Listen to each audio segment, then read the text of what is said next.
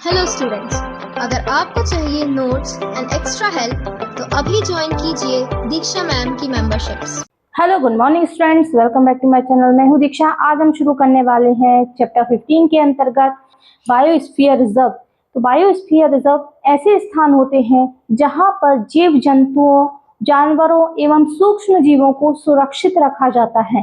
ये ऐसे स्थान हैं जहां न केवल इन्हें सुरक्षित रखा जाता है बल्कि मनुष्यों और प्रकृति के बीच में जो रिलेशन है, संबंध है, उनको बनाए रखने की एक प्रक्रिया है। तो बायोस्फीयर जो रिजर्व क्षेत्र होते हैं वहां पर जीवों की कई वैरायटीज यानी कि उनकी विविधताओं को संरक्षित रखा जाता है, सुरक्षित रखा जाता है, ताकि आने वाले समय में आने वाली जो पीढ़ी है तो उसमें एजुकेशन के लिए, बच्चों को देखने के लिए कई जीव जंतु जो कि विलुप्त होने वाले हैं, विलुप्त होने की कगार पर है, उनको वहां पे सुरक्षित रखा जाता है और उनकी वहां पे देखभाल की जाती है। तो यहाँ पर किस किस को सुरक्षित रखा जाता है बायोस्फीयर रिजर्व में?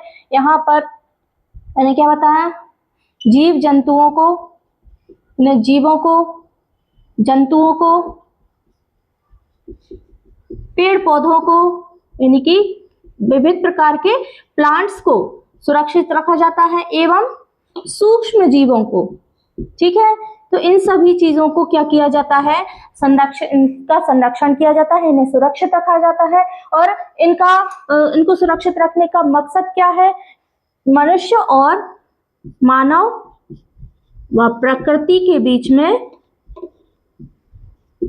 के बीच संबंध को बनाए रखने के लिए ये सभी क्रियाएं की जाती हैं। तो ये ऐसे क्षेत्र हैं जहां पे जीव जंतु, पेड़ पौधे, सूक्ष्म जीवों को सुरक्षित रखा जाता है। इनकी जो विविधताएं हैं उन विविधताओं को बनाए रखने के लिए क्या किया जाता है? विविधताओं को बनाए रखने के लिए बायोस्फीयर रिजर्व क्षेत्र बनाए जाते हैं। इनके उद्देश्य क्या क्या है? तो इनके उद्देश्य हम देखेंगे। बायोस्फीयर रिजर्व में जीव जंतुओं को रखने के क्या क्या उद्देश्य है? तो सबसे पहला उद्देश्य है आनुवांशिक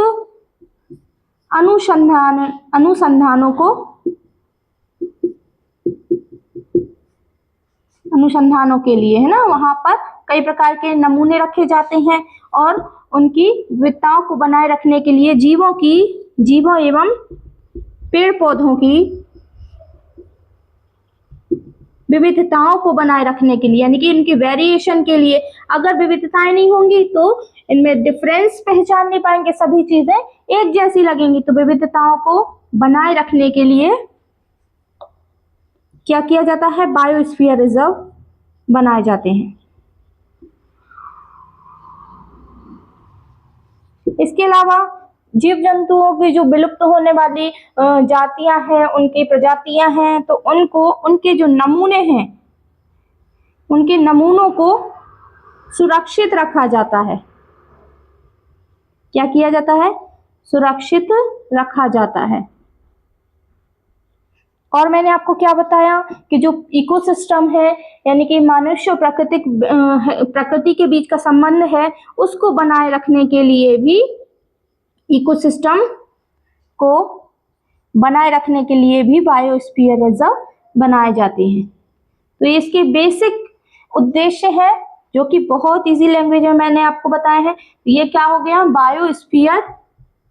बायोस्फीयर रिजर्व के बारे में कुछ जानकारी। अब इसके जो प्रकार होते हैं, कौन कौन से क्षेत्र होते हैं, वो हम देखने वाले हैं। तो इसकी डेफिनेशन और इसके जो उद्देश्य है वो आपको समझ में आ गए। इसके बाद हम देखने वाले हैं इसके कुछ क्षेत्र।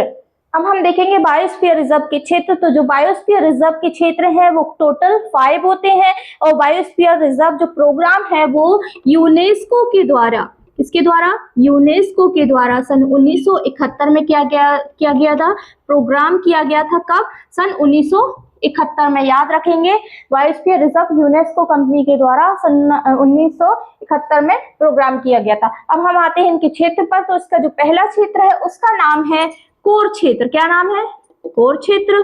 तो जो कोर क्षेत्र है ये एकदम नेचुरल क्षेत्र है और कम से कम प्रभावित होता है। कैसा होता है? नेचुरल यानी कि प्राकृतिक है और कम से कम प्रभावित क्षेत्र होता है। ठीक है, अब नेक्स्ट आता है वानिकी क्षेत्र। कौन सा? वानिकी नाम से ही शो हो रहा है, वानिकी यानी कि जहां पर वन पाए जाते हैं। तो वानिकी ऐसा निर्जन क्षेत्र है, कैसा क्षेत्र है, निर्जन क्षेत्र है, जहां पर मनुष्यों के द्वारा पेड़ पौधों को यानी कि वनों को लगाया जाता है और उन्हीं वनों की कटाई भी की जाती है। तो उनकी कटाई को रोकने के लिए ये क्षेत्र बनाए जाते हैं। कौन से क्षेत्र, वानिकी क्षेत्र। यहाँ पर क्या होता है, वनों की कटाई होती है ना। मानवों के द्वारा क्या किया जाता है, वनों को लगाया जाता है, ठीक है। तो मानव निर्मित क्षेत्र है ये, कौन सा क्षेत्र, वानिकी क्षेत्र। थर्ड आता है पर्यटन क्षेत्र। आपने देखा होगा जब हम कहीं घूमने जाते हैं तो वहां पर कई पर्यटन क्षेत्र होते हैं जो कि सुरक्षित भी होते हैं और मनुष्य को घूमने की फिरने के लिए, देखने के लिए जो बनाए जाते हैं उन्हें हम क्या कहते हैं, पर्यटन क्षेत्र। तो ये क्या है, पर्यटन क्षेत्र। ये भी क्या है, बायोस्फीयर रिजर्व क्षेत्र होते हैं। तो पर्यटन क्षेत्र के अंतर्गत क्या आता है, जो मनुष्यों को घूमने के लिए क्षेत्र बनाए जाते हैं, मनुष्यों को घूमने के लिए और यानी कि दार्शनिक रूप में बनाए जाते हैं, जहां पर लोगों को घूमने फिरने की आजादी होती है, ठीक है।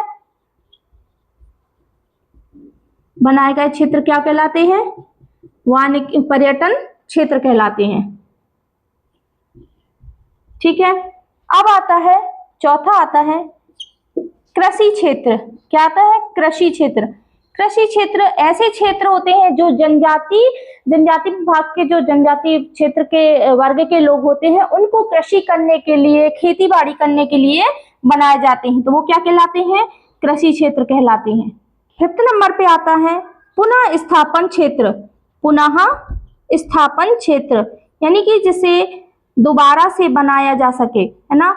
वे अवनति क्षेत्र जिनको बिगाड़ा भी जा सकता है और दोबारा इनको बनाया जा सकता है, यानी कि लोग जो इनको खराब कर देते हैं, नष्ट कर देते हैं, तो उनका स्थापना दोबारा से हो जाती है, इसलिए इनका नाम क्या रखा गया है, पुनः स्थापन क्षेत्र। जिन्हें ऐसे क्षेत्र जिनका निर्माण या जिन्हें पुनः निर्माण करके बनाया जा सकता है, यानी कि यदि ये विकृत हो गए, नष्ट हो गए, तो इन्हें पुनः निर्माण करके निर्मित किया जा सकता है, इसलिए इनका नाम क्या पड़ा, पुनः स्थापन क्षेत्र। तो ये है कुछ बायोस्फीयर रिजर्व के क्षेत्र जिनके नाम है, पहला नाम है कोर क्षेत्र, सेकंड है वानिकी क्षेत्र, तीसरा है पर्यटन क्षेत्र, चौथा है कृषि क्षेत्र और पांचवा है पुनः स्थापन क्षेत्र। तो बायोस्फीयर रिजर्व आर्य भाषा में जो मनुष्य है और नेचुरल है यानी कि प्रकृति है, इन दोनों के रिलेशन के लिए बनाए गए ऐसे क्षेत्र जहां पर जीव जंतुओं को, जानवरों को, कुछ कई प्रकार के सूक्ष्म जीवों को वहां पर सुरक्षित रखा जाता है और इनकी रक्षा की जाती है, ताकि आने वाली पीढ़ी में जो स्टूडेंट्स हैं या फिर कई लोग हैं जो उनके जानकार के इच्छुक होते हैं कि क्या क्या पहले होता था, कौन कौन से प्लांट्स होते, कौन कौन से सूक्ष्म जीव होते थे, तो उनको जानने के इच्छुक लोगों के लिए ऐसे क्षेत्र बनाए जाते हैं ताकि वो वहां पर जा करके इनको देख सके। और यहाँ पर इसमें कई इसके क्षेत्र भी होते हैं, इस क्षेत्र के आधार पर इनको डिवाइड किया गया है कि किसको कहाँ पर रखा जाना चाहिए, ठीक है। तो ये इसके कुछ क्षेत्र होते हैं।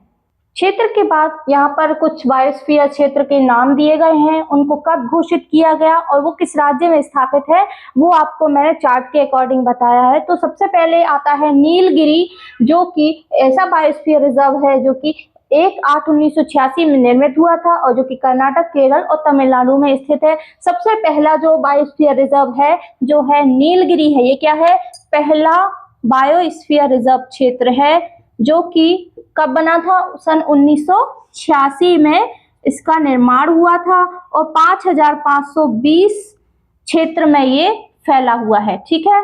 5520 किलोमीटर क्षेत्र में ये फैला हुआ है। कब, 1/8/1986 में इसकी स्थापना की गई। कर्नाटक, केरल और तमिलनाडु में ये स्थित है। सेकंड आता है मानस बायोस्फीयर रिजर्व, जो कि 14/3/1989 में इसकी स्थापना की गई थी और ये असम में है। थर्ड आता है सुंदरवन, इसकी स्थापना कब की गई थी, याद रखेंगे 29/3/1989 में, ठीक है। और सुंदरवन जो है वो है पश्चिम बंगाल में। एक राष्ट्रीय उद्यान भी है सुंदरवन, मैंने आपको बताया था। बायोस्फीयर क्षेत्र भी है जो कि कहाँ है, पश्चिम बंगाल में स्थित है। अगला आता है पचमढ़ी। पचमढ़ी मध्य प्रदेश में स्थित है और इसकी स्थापना कब की गई थी, 3/3/1999 यानी कि 3 मार्च 1999 में की गई थी।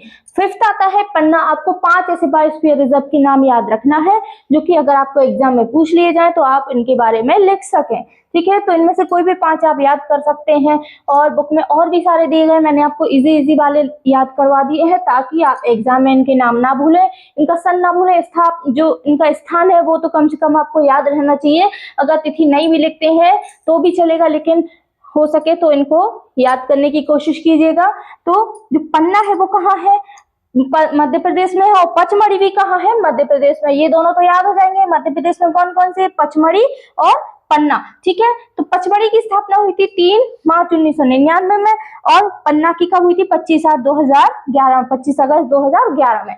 लास्ट आता है कंचनजंगा। इसकी स्थापना हुई थी 7 फरवरी 2000 में, जो कि सिक्किम में है। तो ये है कुछ बायोस्फीयर क्षेत्र जिनके नाम है, इनकी स्थापना कब हुई थी और ये कहाँ स्थापित है। तो मैंने आपको बायोस्फीयर रिजर्व की डेफिनेशन बताई, उसके उद्देश्य क्या क्या होते हैं, किस लिए बनाए जाते हैं, इनमें कौन कौन से क्षेत्र होते हैं, जो कि 5 प्रकार के मैंने आपको बताया। इसके बाद इनके नाम, इनका स्थान और घोषित करने की तिथि यानी कि कब इनकी स्थापना हुई, ये मैंने आपको डिटेल में बताया। तो उम्मीद है आपको मेरा वीडियो जरूर समझ में आया होगा। तो जो भी आपके आसपास 12th के स्टूडेंट हैं उनको मेरा ये वीडियो जरूर शेयर कीजिएगा और उम्मीद है आपको मेरा वीडियो जरूर पसंद आया होगा। मेरे चैनल को लाइक, शेयर और सब्सक्राइब करना ना मिले। मेरे चैनल को लाइक, शेयर और सब्सक्राइब करना ना भूलें। मिलते हैं नेक्स्ट वीडियो में, तब तक के लिए थैंक यू।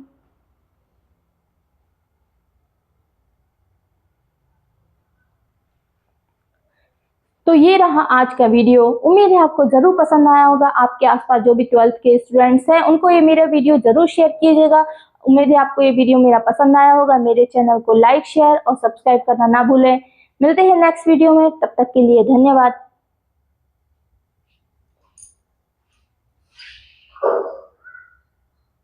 क्षेत्र के बाद यहाँ पर कुछ बायोस्फीयर क्षेत्र के नाम दिए गए हैं, उनको कब घोषित किया गया और वो किस राज्य में स्थापित है वो आपको मैंने चार्ट के अकॉर्डिंग बताया है। तो सबसे पहले आता है नीलगिरी, जो कि ऐसा बायोस्फीयर रिजर्व है जो कि 1/8/1986 में निर्मित हुआ था और जो कि कर्नाटक, केरल और तमिलनाडु में स्थित है। सबसे पहला जो बायोस्फीयर रिजर्व है जो है नीलगिरी है। ये क्या है?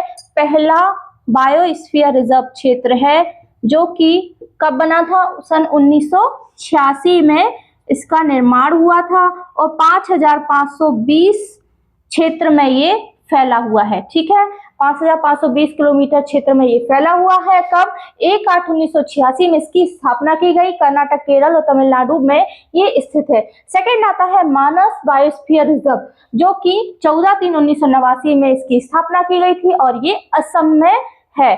थर्ड आता है सुंदरवन। इसकी स्थापना कब की गई थी? याद रखेंगे 29/3/1989 में। ठीक है, और सुंदरवन जो है वो है पश्चिम बंगाल में। एक राष्ट्रीय उद्यान भी है सुंदरवन, मैंने आपको बताया था। बायोस्फीयर क्षेत्र भी है जो कि कहाँ है? पश्चिम बंगाल में स्थित है। अगला आता है पचमढ़ी। पचमढ़ी मध्य प्रदेश में स्थित है और इसकी स्थापना कब की गई थी? 3/3/1999 यानी कि 3 मार्च 1999 में की गई थी।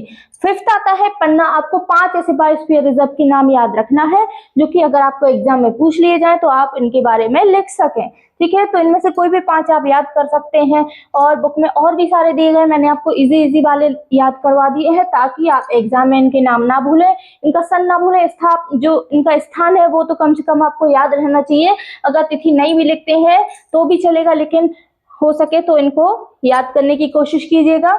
तो जो पन्ना है वो कहाँ है?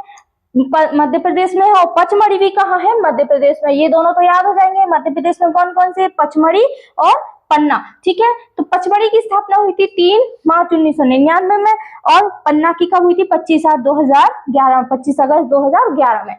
लास्ट आता है कंचनजंगा। इसकी स्थापना हुई थी 7 फरवरी 2000 में, जो कि सिक्किम में है। तो ये है कुछ बायोस्फीयर क्षेत्र जिनके नाम है, इनकी स्थापना कब हुई थी और ये कहाँ स्थापित है। तो मैंने आपको बायोस्फीयर रिजर्व की डेफिनेशन बताई, उसके उद्देश्य क्या क्या होते हैं, किस लिए बनाए जाते हैं, इनमें कौन कौन से क्षेत्र होते हैं, जो कि 5 प्रकार के मैंने आपको बताया।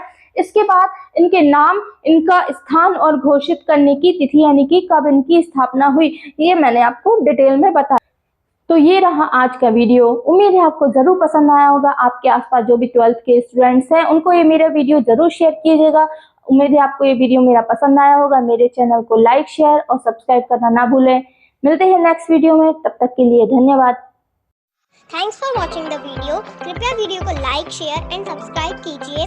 अगला लेक्चर जल्द ही लेके आएंगे। तब तक नोट्स बनाइए, रिवीजन कीजिए और अच्छे से पढ़ते रहिए। Thank you.